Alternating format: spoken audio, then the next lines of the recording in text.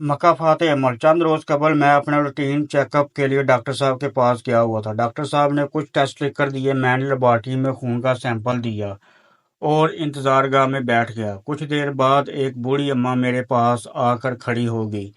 मैं उठ खड़ा हुआ कि शायद इन्हें कोई काम हो। वो बोली, मौलवी पुत्र, इस कॉपी में से असगर का नंबर तो निकाल दो। मैंने पुरानी सी कॉपी के वर्क पढ़ते तो आखिरी सफ़े पर मध्यम सी लिखाई में असगर और आगे नंबर लिखा हुआ था।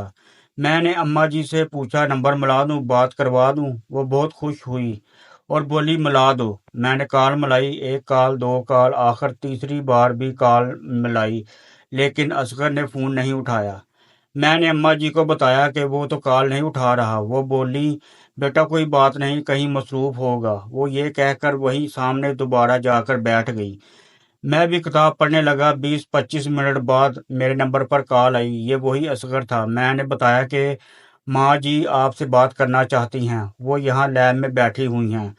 वो कुछ बोले बगैर कॉल काट गया। मैं बड़ा हैरान हुआ। मैं माँ जी के पास जाकर बैठ गया और पूछा, क्या मसला है? वो बोली, बेटा मकाफात अमल है। मैंने कल जो किया था आज वही मेरे साथ हो रहा है।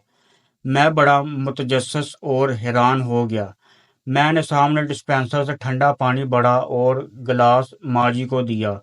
वो पानी पीकर बोली, बेटा मेरा शोहर जो इस वक्त घर बिस्तर पर पड़ा है, चल फिर नहीं सकता, अपने माँ बाप का इकलौता बेटा था। मैंने इसके वालदैन से छीन लिया और लड़ झगड़ कर यहाँ शहर में ले आई। इसे कभी वालदैन से मिलने नहीं दिया।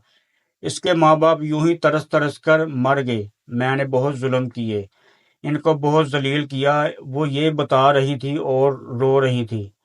कुछ देर खामोश रहकर फिर बोली, बेटा अब देखो मकाफात अमल, आज मेरा इकलौता बेटा हमें छोड़कर चला गया। 10 साल हो गए, हमने इसे नहीं देखा। मेरा फ़ोन नहीं उठाता, कभी किसी के फ़ोन से कॉल करूं तो भी बात नहीं करता।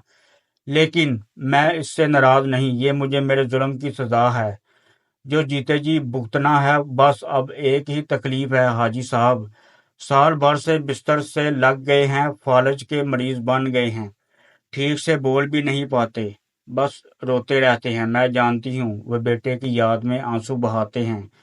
काश वो अपने बाप से ही एक बार मिल जाए। मैं इनकी बात सुनकर दम बखुद था। कितना बड़ा गम था जो माँ जी अपने दामन में छुपाए हुए थी। मैंने इनसे पूछा, आपका खर्च वगैरह कैसे चलता है? वो बोली, हाजी साहब की पेंशन आती है और मेरी भी, पैसों का खर्च का कोई मसला नहीं है। बेटी फोत हो गई थी, इसके दो बच्चे अब्दुल्ला और आयशा हैं, इन्हें पाल रही हूँ। अब माशाल्लाह अब्दुल्ला बीएस कर रहा है और आयशा अपना बुटीक चला रही है। इतनी देर में अब्दुल्ला आ गया। इसने माँ जी को साथ लिया और वहीं चला गया। अबाब गुलामी, जुल्म चाहे जिस दर्जे का हो, अक्सर इसका इंजाम आखिरत से पहले इस दुनिया में भी भुगतना पड़ता है। चनाचा खुदारा किसी पर भी दर्जे का जुल्म करने से बचें, वरना खुदा न खास्ता अंजाम भुगतने के लिए तैयार रहना होगा।